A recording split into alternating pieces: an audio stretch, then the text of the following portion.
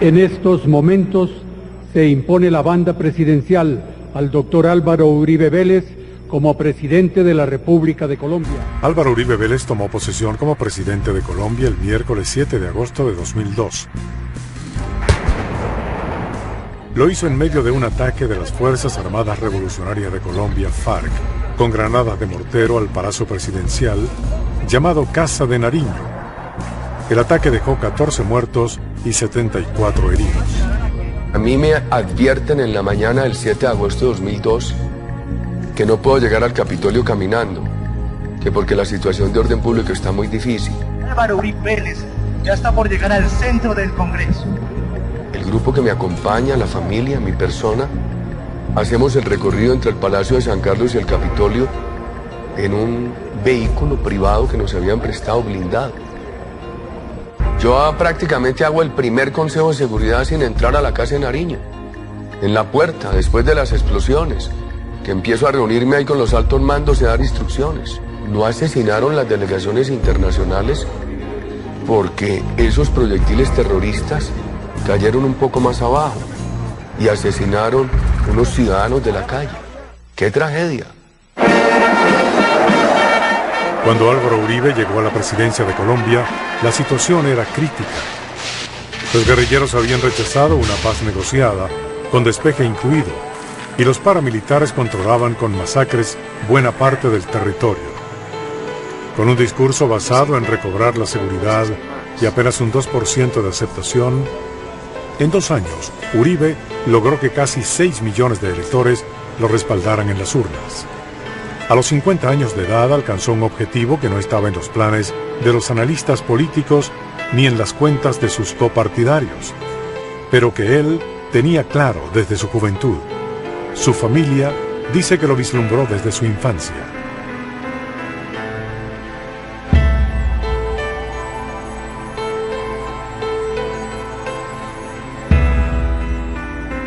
Álvaro Uribe Vélez. Álvaro tenía yo creo que unos 6 años y Jaime unos 4. Unos amigos de mi padre le preguntaron a Álvaro, en esa pregunta usual, ¿qué va a hacer usted cuando esté grande? Y Álvaro contestó, presidente de la República. Y le preguntaron al pecoso, y de una manera fácil y jocosa, y a mi parecer muy inteligente, contestó, hermano del presidente. El doctor Álvaro Uribe fue un buen estudiante. Alguna vez le pregunté qué era lo que él buscaba y me dijo, yo quiero ser presidente de la República.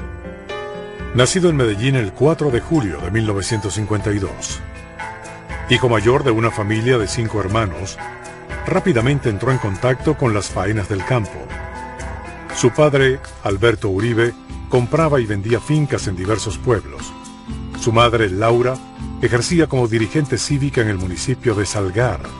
Ellos se describen como una mezcla de Uribe con Vélez, gente de raíces del suroeste antioqueño, gente con un buen sentido patriótico, gente con una gran disciplina de trabajo, amantes de la naturaleza, de la limpieza, de la puntualidad, del orden, del progreso.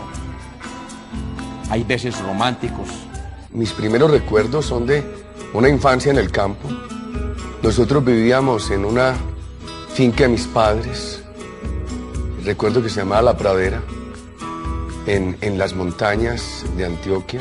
Mi abuelo paterno no dejaba que uno se sentara a la mesa sin ir primero a lavarse las manos y no le permitía que llegara despeinado o sin camisa. Lo devolvía. Sus abuelos maternos, Martín y Alicia, eran oriundos de los municipios de Andes y Titiribí, donde se dedicaron a la ganadería, al cultivo de café y caña de azúcar. Su familia paterna, de la misma zona, creció comerciando productos al lomo de mula por ariscas trochas. De su abuela paterna, Celia Sierra, sigue guardando entrañables recuerdos. Una de las mujeres que más admiro en mi vida es mi abuela paterna. Yo pasé mucha parte de mi infancia, mi adolescencia a su lado.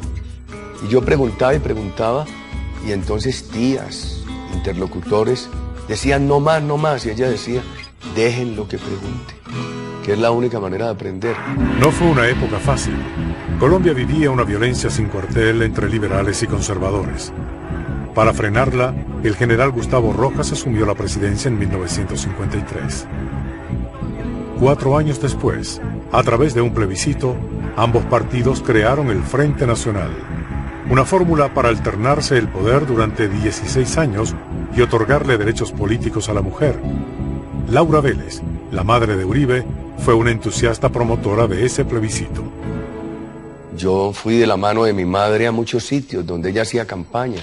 Y después en la primera elección ella se presenta, sale elegida concejala y después la eligen presidente de ese consejo. Entonces yo recuerdo todo el proceso, la campaña, su elección, su ejercicio como concejala, su ejercicio como presidenta de ese consejo. Me decía mi mamá un día, Santiago, naciste entre las balas.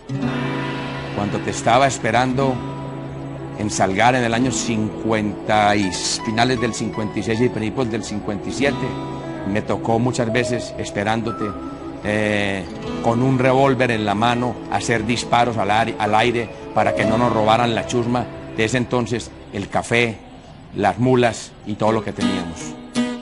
De su padre aprendió la disciplina, el buen trato y la obsesión por el trabajo. Mi padre era de una gran energía y una gran actividad. Yo no le conocí pereza y le noté una cosa muy importante a él y a los abuelos, que era el trato afectuoso con todo el mundo. Mi papá tenía energía para parrandear y para trabajar. Yo lo vi parrandear hasta las 5 o 6 de la mañana y empezar a trabajar todo el día. Era un hombre muy vital, carismático, querido con todo el mundo. Las lecciones de su madre fueron claves para su vocación pública. Ella era la menor de una familia de 6 hermanas estudiadas. En una situación excepcional para la época, la mayor llegó a ser representante a la Cámara y Laura Vélez concejal de su pueblo. Era erudita. Mi mamá fue bachiller del año 50. Una gran estudiante, era la mejor estudiante. Era una mujer muy leída, muy culta. Sabía de todo. Una gran conocedora de las humanidades. Una gran declamadora. Sabía mucho de literatura, sabía mucho de poemas. Su madre se sabía de memoria discursos de Simón Bolívar, de Jorge Eliezer Gaitán, y en los ratos de esparcimiento se los repetía a su hijo para que se los aprendiera. Yo le pedía mucho eso y ella en alguna forma me lo estimulaba. Entonces me conseguía los libros, en esa época eran unos discos grandes, de una especie de vinilo. Que me acuerde, el presidente oyendo los discursos de Jorge Eliezer Gaitán y repitiéndolos, y se los sabía. La unión solo puede hacerse con silencio, con palabras mesuradas. No le puedo negar, a mí me gustan los poemas. Hay veces que me levanto a las 3 de la mañana a repasarlos, que me han fugado de la mente. Hay que leerla de madrugada para repetirla en el día. Dice, con la gente que me gusta, me dan las claras del alba, compartiendo madrugadas, palabras, risas y lunas. La otra marca de su infancia fue el amor por los caballos. Aprendió a montarlos desde cuando recorría 1,5 kilómetros con su hermano Jaime para estudiar en la escuela rural. Mi recuerdo es yo pequeñito amansando a caballos con mi papá y él era muy mal pedagogo. Él no daba consejos ni explicaba ni había cátedra, sino mucha fuerza, mucha energía, mucha exigencia, la voz muy alta y no faltaba el juetazo. Muchas veces él no le daba el juetazo al potro, sino al montador, pequeño niño. Nos conocimos en Medellín, estábamos muy jóvenes, por los papás amigos. Teníamos por ahí unos 8 o 10 años. No fuimos amigos en esa época, pero yo sabía muy bien quién era porque él se ganaba todos los concursos de jinetes infantiles. Caballo exige mucho equilibrio. Por eso yo comparo la manera como uno debe tratar al caballo con una exigencia de la vida política y de la vida pública, que es no perder el equilibrio. Uribe aprendió de la vida en el campo la disciplina del trabajo. Los discursos y poemas que recitaba con su madre despertaron su vocación de servicio. Así empezaba a forjarse su estilo de liderazgo. Junto a sus padres y abuelos, entre las faenas del campo, Álvaro Uribe fue forjando su personalidad trabajadora. Una actitud de vida que fue mezclando con el que fue su sueño desde temprana edad: convertirse en presidente de Colombia. En 1959, en busca de educación para los hijos, la familia regresó a Medellín. Álvaro se graduó de bachiller en 1970 en el Instituto Jorge Robledo. Desde entonces se convirtió en un ejemplo para sus hermanos, incrementando su pasión por el estudio. Además, siempre conservó el espíritu laborioso de su padre y siguió la orientación de su madre en cuanto a la disciplina y la práctica del deporte. Yo recuerdo que muchas veces por hacer deporte yo, adolescente, iba al colegio y me demoraba de ahí al colegio en bicicleta 1 hora y media. Regresaba por la tarde, había que hacer todas las tareas. Mi madre las revisaba y después me ponían a dar 1500 metros en una piscina. Ingresó a la Universidad de Antioquia en 1972 a estudiar Derecho. Allí empezó a moldear dos de sus facetas: líder estudiantil y empresario. Aunque la moda en la universidad pública de los años 70 era profesar ideas marxistas o incursionar en la izquierda, como él mismo lo recalca, nació en el Partido Liberal y sacó a relucir su vocación de activista político. Pero también tuvo criadero de conejos, venta de quesos y con la ayuda de 2 amigos abrió el restaurante El Gran Banano. Hicimos el negocio y nos fue sumamente bien. Nos tocaba duro, a él mucho más que a mí, porque él a su vez vendía quesos. Entonces él madrugaba a las 4 de la mañana, iba hasta Girardota por los quesos y yo lo recogía a él a las 5:30 cuando él ya regresaba y nos íbamos a mercar para dejar todo listo y ya nos íbamos para la universidad a clase de 7. Nosotros conseguíamos una producción de queso crema y se vendía con productos caseros, con una arepa esa plana antioqueña, con plátanos maduros. Vendíamos también un bananito congelado con chocolate y maní, un helado que era exquisito, no era muy común, con una leche malteada excelente, y eso funcionó 7 años. Yo estudiaba, hacía política, adiestraba caballos, atendía esos restaurantes, salía a la 1 de la mañana y estaba a las 7 de la mañana en clase. Era también momento de disputas ideológicas y en 6 años de carrera con permanentes paros para enfrentar a sus opositores, su lema personal siempre fue mucho estudio y valor civil. Decía, yo voy a hablar a nombre del Directorio Liberal de Antioquia, y naturalmente la silbatina era intensa, pero él no se arredraba, esperaba hasta que la silbatina se calmara y hablaba, y la gente lo respetaba. En esos auditorios él se metía y lo chiflaba, porque es que la universidad, si usted no era de izquierda, estaba muerto. Y el presidente nunca se dejó, siempre fue un combatiente en todo sentido, en las clases, con argumentos, en las manifestaciones y hasta las tropadas. Apenas concluyó la universidad, accedió a su primer reto público: coordinar el traslado del pueblo El Peñol, que fue inundado, para construir una represa. Lo logró dialogando, y a los 25 años, en un momento de tensas relaciones entre el gobierno de Alfonso López y las centrales obreras, fue designado secretario general del Ministerio del Trabajo. A los 27 años, su aprendizaje de asuntos públicos tuvo una pausa trascendental. Un sábado de marzo, en la avenida La Playa de Medellín, conoció a Lina Moreno, una estudiante de literatura.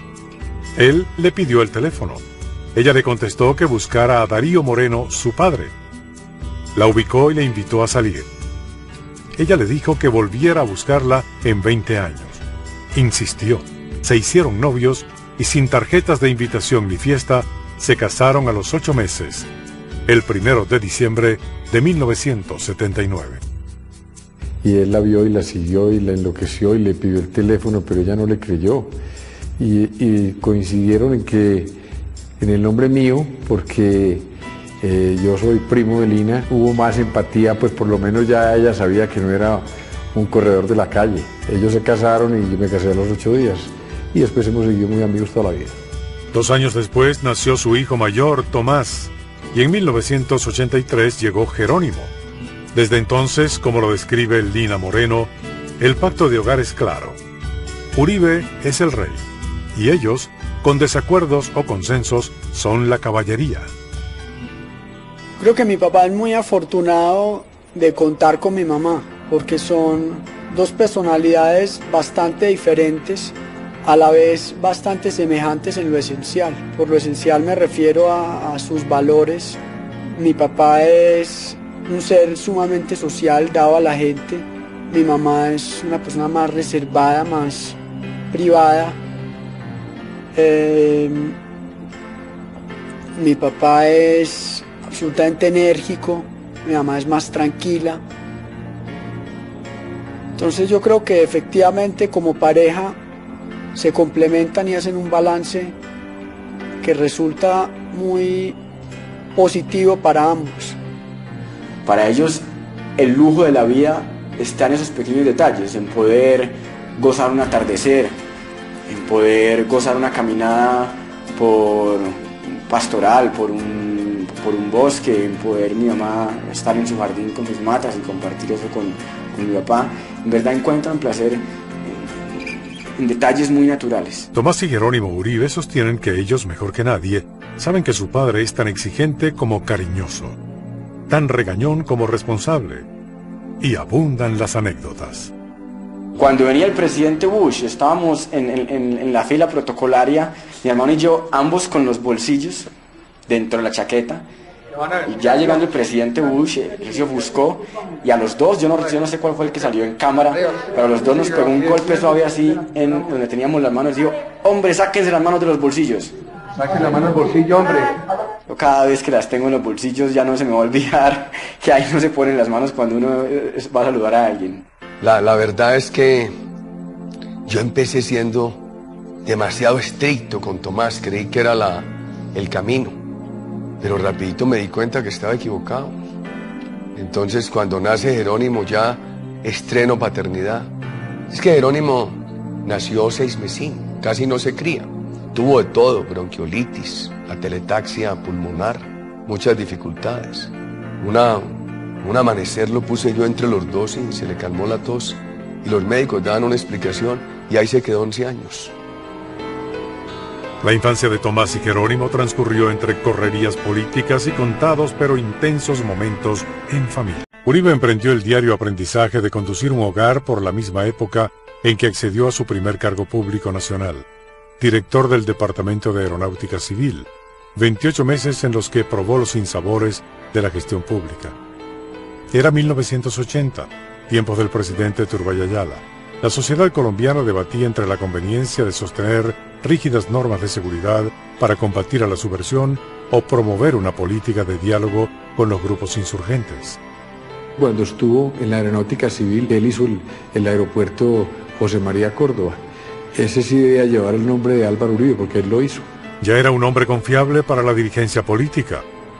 La prueba fue su designación como alcalde de Medellín en 1982, cuando apenas tenía 30 años. Él era el alcalde, lo nombró el presidente Belisario Betancur, y obviamente cuando lo nombró me llamó y me dijo, camine, véngase y me ayude aquí de secretario de Hacienda. Solo duró 5 meses en la alcaldía de Medellín y renunció presionado por los políticos rivales y el silencio permisivo de sus propios copartidarios. Un trago amargo que lo llevó a tomar una de las decisiones clave de su vida. Cuando termino la alcaldía de Medellín digo, jamás vuelvo a aceptar un nombramiento. Lo que no obtenga por elección popular, pues no llegará. Un presidente de Colombia me dijo que renunciara a la gobernación de Antioquia y que me nombraba ministro de Defensa. Le dije, presidente, no me haga renunciar. A los 15 días empiezan a llevarle chismes míos y me echan. Tras su efímero paso por la alcaldía de Medellín, Uribe empezó a organizarse para estudiar en la Universidad de Harvard, pero se le atravesó la desgracia. El 14 de junio de 1983, en un intento de secuestro de las FARC, en su hacienda Guacharacas, Fue asesinado su padre, Alberto Uribe Sierra. Su hermano Santiago resultó herido en un pulmón. Llegamos a la finca como a las 4:15 de la tarde y a las 4:30 fue la incursión guerrillera. Yo lo que sentí fue que mi papá se fue, se atrincheró en la cocina con una pistola y empezó a disparar. Cuando vi que los guerrilleros no me estaban viendo, me crucé el río y me pude haber volado, pero no fui capaz, entonces me devolví a gritar, la policía, ahí viene la policía. Y cuando yo hice eso y me dirigí hacia el puente, vi que del otro lado del río venía un guerrillero y empezó a dispararme y yo a correr en zigzag y me hirió, por fortuna para mí, pero no, mi papá pues quedó muerto en ese instante. Mi papá, que fue tan estricto, en el momento que muere mi padre, él había empezado a sentir más la paternidad que la autoridad y era ya una relación muy amistosa. Y a mí me dolió mucho que se muriera cuando lo matan, cuando ya se había pasado esa relación de autoridad a una relación más amistosa. A mí me han preguntado mucho en mi carrera política. La muerte de su padre le creó un odio, el cual usted ha querido ejercer en su vida pública. Odio no. Pero sí todo ayuda a crear un enorme rechazo a la violencia. Uribe aplazó su viaje a Harvard para acompañar a su familia y retornar a la política aún sin superar el dolor por la pérdida de su padre. En 1984 accedió al Consejo de Medellín y 2 años después, a la hora de confeccionar listas para el Congreso, se apartó de los designios del jefe del liberalismo en el departamento de Antioquia. Arriesgando su capital político, creó el movimiento Sector Democrático, se lanzó al Senado y ganó. No, yo creo que en el Congreso de la República fue el gran fogueo, fue el gran contacto con la prensa nacional, regional, por los debates que citó, que lideró. Fue el ponente y el autor, diría, de la Ley 100 de 1993, que fue la que estableció el sistema de salud que hoy prevalece en Colombia. Uribe impulsó desde el Senado leyes que, para bien o mal, cambiaron el régimen laboral en Colombia. Elogiado por sus colegas y los medios de comunicación, pero asediado por sus enemigos, era el momento de una tregua. Para sí mismo, para la familia, para cumplir el sueño aplazado de estudiar en Boston, se matriculó en la Universidad de Harvard y estudió Administración y Gerencia. Allí configuró su nuevo desafío, la gobernación de Antioquia. Cuando estuvimos en Harvard, estábamos muy pequeños. Él estudió mucho. O sea, yo recuerdo días de 16 horas él estudiando. Los fines de semana los consagró todos a estudiar. Fue una experiencia maravillosa. Han sido 2 años que, como decía mi mamá, han sido muy familiares, porque el resto de la vida ha sido mi papá muy involucrado en su actividad política. En 1993, después de Harvard, donde además estudió negociación de conflictos, Álvaro Uribe volvió a Colombia y se lanzó como candidato a la gobernación del departamento de Antioquia. Uribe, para sus copartidarios, era una demostración de democracia incluyente, para sus opositores una empresa electoral ambiciosa. Yo me presento a la consulta del Partido Liberal para escoger candidato a la gobernación de Antioquia en 1994. Pero finalmente no hicieron la consulta, y no la hicieron porque algunos dijeron, no hagamos la consulta, que nos la gana Álvaro. Yo construí una coalición que se llamó Primero Antioquia, un ejercicio de planeación estratégica, una manera muy atípica de hacer política. Y ahí entramos en la campaña. Cuando nosotros salíamos de vacaciones, que viajábamos por carretera, mi papá a cada niña del peaje le entregaba una tarjetica de mi nombre es Álvaro Uribe, la invito a que vote por mí en las próximas elecciones. Creo que mi mamá le decía, hombre Uribe, eso es un problema, ¿para qué te pones? No sé qué, mi papá dice, ¿tú crees que ella no vota? Y ella no tiene familia que también vota. Y lo acompañábamos, nos turnábamos, lo acompañaba un fin de semana mi hermano, al siguiente fin de semana lo acompañaba yo, en algunos lo acompañábamos los dos, y eso eran jornadas que salíamos a las 3 de la mañana en un jeep, a visitar esos municipios de Antioquia, unas regiones bien montañosas, unas carreteras curvosas, escarpadas, y regresábamos hasta las 11 de la noche, 12 de la noche. Poco tiempo para el almuerzo sacaba, y mi mamá le preguntaba, bueno, ¿y qué le diste de comer a los niños? y decía, los alimenté muy bien, un tarro de salchichas de Viena y una ponimalta. La campaña a la gobernación de Antioquia se definió por escasos 4.585 votos y una recordada pelea en las propias oficinas de la registraduría con quien luego sería su ministro del Interior. Algún amigo llamó a la campaña a avisar que el doctor Fabio Valencia, que era el jefe político del otro candidato, que era Alfonso Núñez Lapeira, estaba sentado en el despacho del señor registrador. El señor candidato nuestro, el presidente, salió corriendo, literalmente corriendo por todas las calles, era en el centro, la sede nuestra quedaba un poco cerca de la registraduría, entró al despacho del señor registrador y ahí estaba sentado Fabio Valencia. Álvaro Uribe lo cogió de aquí del saco, lo levantó, no alcanzó pues a golpearlo. Y ahí hubo una confrontación muy fuerte, verbal, hubo personas que nos ayudaron a tranquilizar los ánimos, pero después, digamos, ahí se interrumpió un poco la amistad. Por esa diferencia política, él fue gobernador, yo llegué al Senado de la República. El 2 de enero de 1995, Álvaro Uribe se posesionó como gobernador. En Antioquia cobraba forma un inusual estilo de gobierno. Uribe lo llamó Estado Comunitario. Prácticamente el mismo día que comenzamos la gobernación de Antioquia, en 1995, me dijo, bueno, Ani, vamos a hacer unas reuniones, las vamos a hacer cada 8 días, sábados y domingos. Nos vamos a turnar los municipios. Antioquia tiene 125 municipios y se van a llamar consejos comunales. Y le dije, ¿y eso qué es? ¿Cómo se hace? ¿O qué? Dijo, no, con la gente. Los temas cruciales eran el atraso social y la seguridad. Frente al primer reto planteó los consejos comunitarios para saber de primera mano con la gente cuáles eran sus necesidades. En cuanto al segundo desafío, las FARC y el ELN tenían sitiadas varias regiones. Uribe decidió encararlos a través de una alianza con las fuerzas militares y los empresarios, pero también con las controvertidas cooperativas de seguridad rural llamadas Convivir, algunas de las cuales terminaron asociadas al paramilitarismo en distintas regiones del país. Al llegar a la gobernación de Antioquia, Uribe trabajó con 68 de tales cooperativas y él mismo canceló la actividad de 8 de ellas que se desviaron de su misión. La seguridad fue el eje del programa desarrollado por Álvaro Uribe en el departamento de Antioquia. Pero las cooperativas de seguridad rural, llamadas Convivir, se volvieron su dolor de cabeza.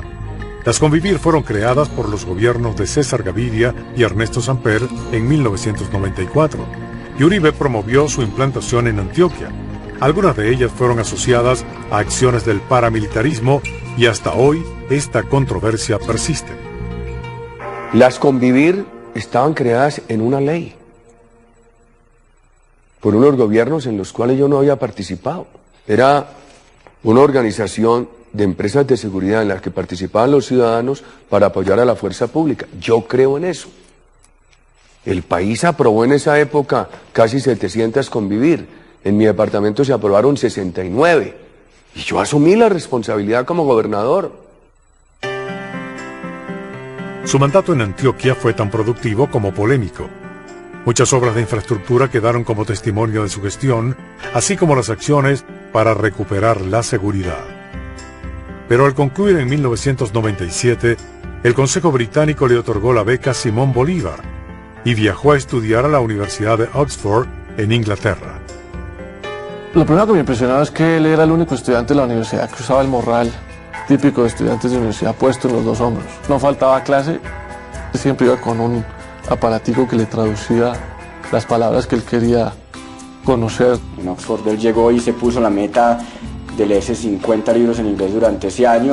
Él aprendió inglés viejo, él aprendió ya inglés de 35, 37 años. Lo recuerdo estudiando inglés, mantenía un diccionario electrónico y comenzaba a leer un libro, palabra que no entendiera la buscaba y se la aprendía. He sido juicioso para construir el inglés y cuando tengo que intervenir en inglés en alguna conferencia internacional digo, yo no hablo inglés. I speak a very strange language. Its name is Paisha English. I have no words to express on behalf of my fellow country citizens our gratitude.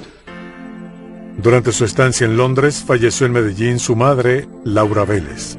Murió el 10 de enero del 98. Acabo de salir yo de la gobernación de Antioquia y una de las cosas que me dejó muy triste es que por circunstancias de orden público, por las amenazas que tenía, no pude venir a acompañarla ni en las últimas horas, ni acompañarla al sepulcro.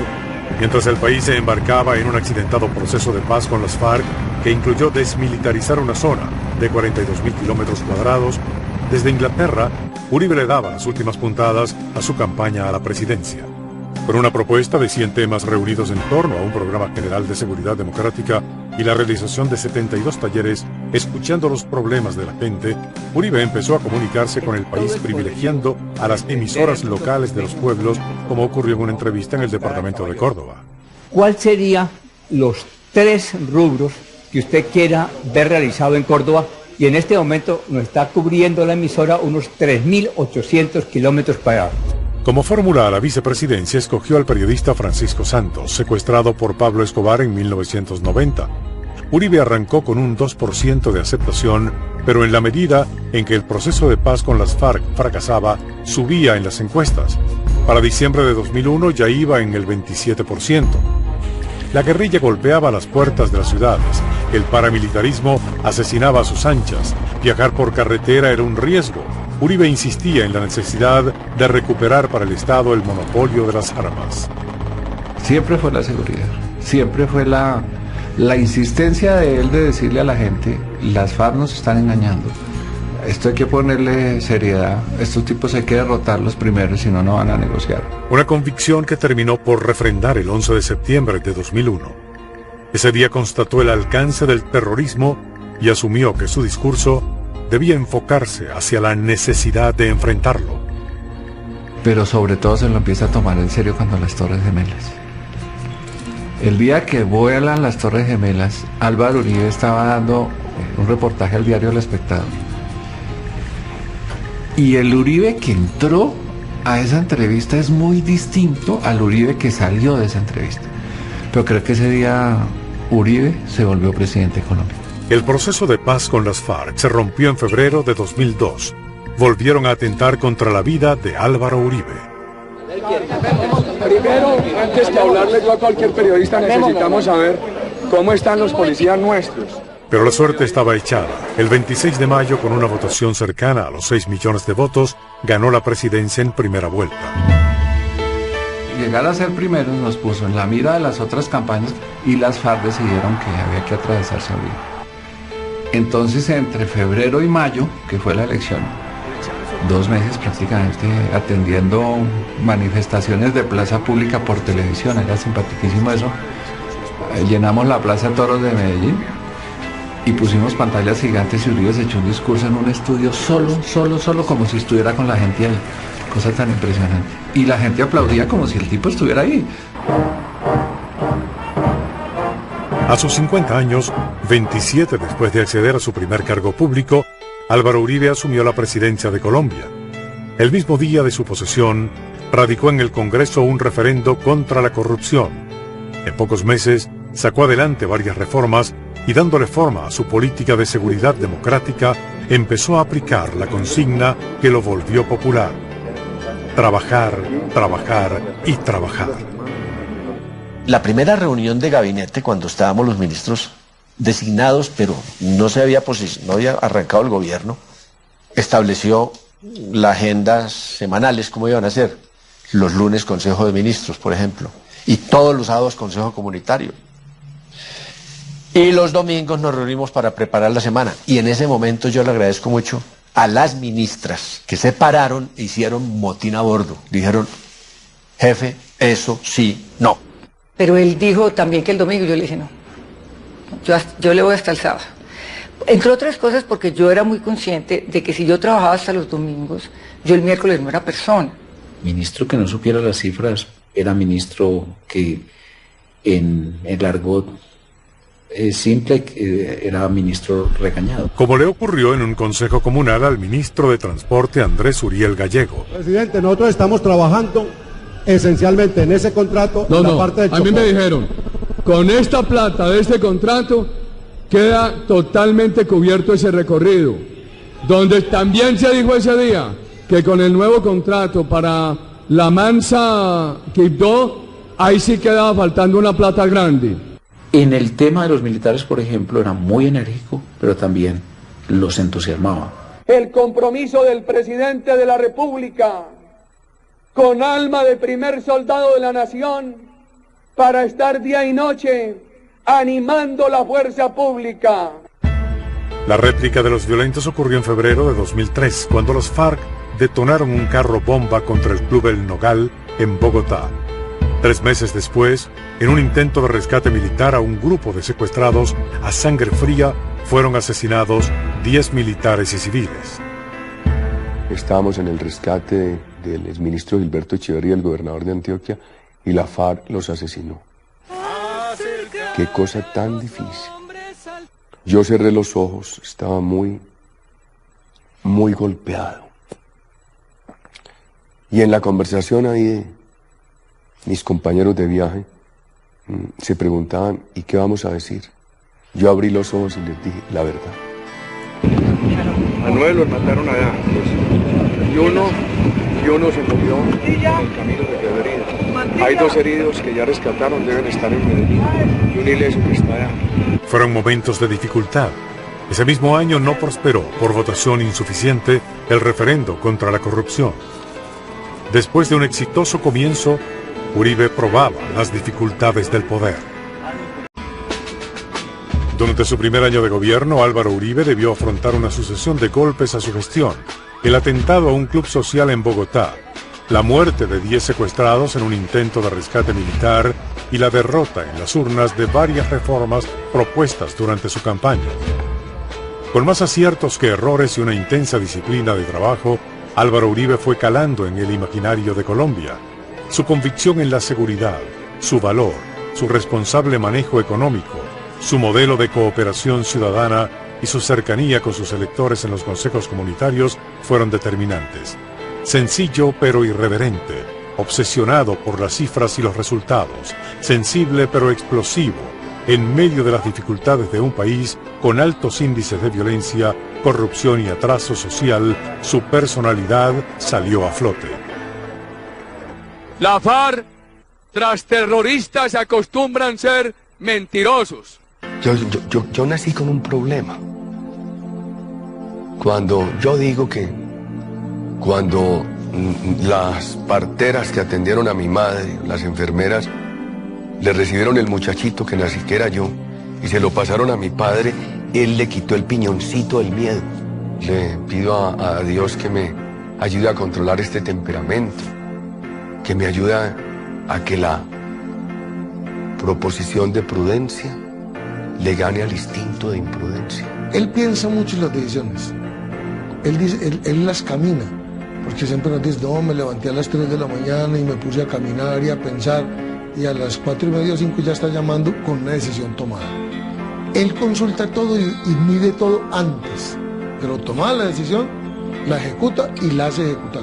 Él practica, por ejemplo, el chikung, y él toma unas goticas que le hacen sus doctores, y no sería imposible, porque el ritmo de trabajo que tiene es loco. Y esa voluntad mental que tiene es lo que lo mantiene despierto y lo que lo mantiene activo a toda hora. ¡La reina de la parranda! Como lo define su esposa, no tiene reversa. Como se describe a sí mismo, es un hombre convencido de que la energía no la venden en las farmacias y que siempre se puede avanzar una milla más o conseguir un voto más. Mal contador de chistes, mal bailarín, nulo como cantante. Todo eso es una copia de circunstancias que me tienen que hacer muy aburrido.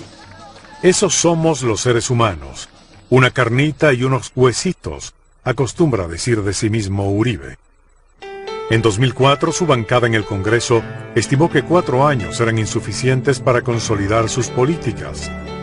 Y con el pretexto de que las FARC no podían recobrar oxígeno político y militar, reformó la Constitución y aprobó la reelección inmediata. En mayo de 2006, como un premio a su buen desempeño, con el 62% de los votos, la más alta votación en la historia de Colombia, hasta ese momento, Álvaro Uribe fue elegido para un nuevo cuatrienio. La sociedad ratificó que su dedicación y su liderazgo debían tener una nueva oportunidad.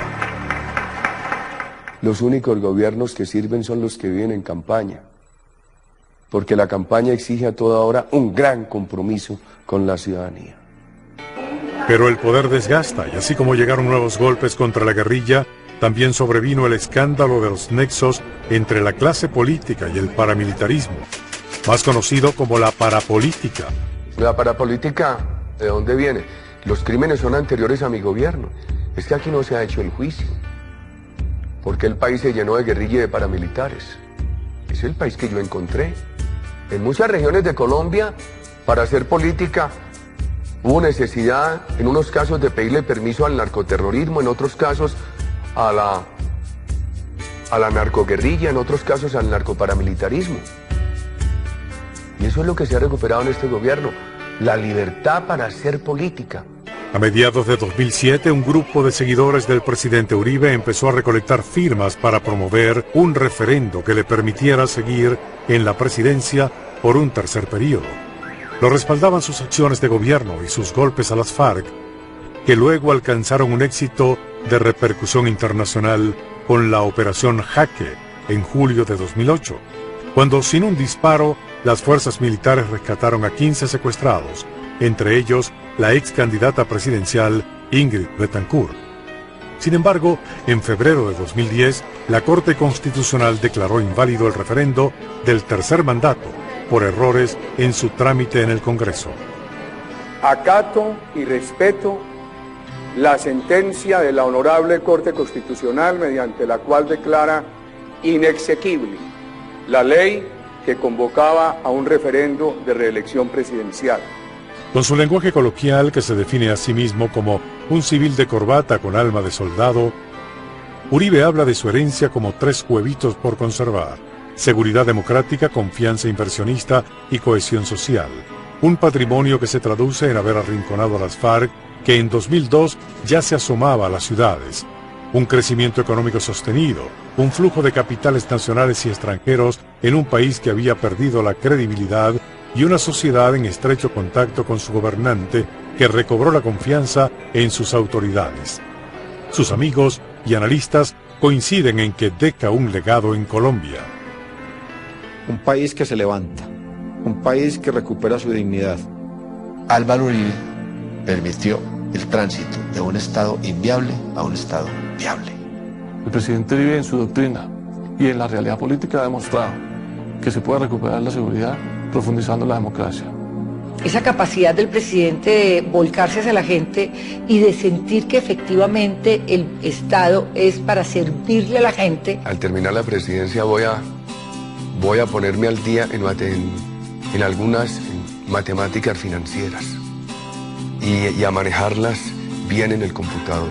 Mi mamá dice que nos vamos a tener que aguantar a mi papá con uso de razón, consciente y con un cuerpo firme muchísimos años más. Ella dice, a los 95 años se va a caer del caballo, se va a volver a parar y se va a volver a montar para seguirlo entrenando. Álvaro Uribe Vélez, un líder tan polémico como carismático, con la energía desbordante de su padre y la pasión cívica de su madre. Genio y figura desde sus días de domador de caballos o dirigente estudiantil hasta sus horas como gobernante de su provincia y de Colombia, con un 80% de popularidad al dejar el gobierno, que se explica por sus logros y porque, a diferencia de sus antecesores, fue un líder que, fiel a su consigna de que los buenos gobiernos son los que viven en campaña, salió del Palacio Presidencial y se dejó rodear por la gente. Su influencia se mantendrá por muchos años, la historia dirá cuántos. Al menos en seguridad, deja el legado de no ceder a las FARC, incluso a costa de las relaciones diplomáticas con el gobierno de Hugo Chávez en Venezuela. Duro con sus detractores, defensor de su obra, sin asomo de retiro de la vida pública, por ahora persiste en su fórmula: trabajar, trabajar y trabajar.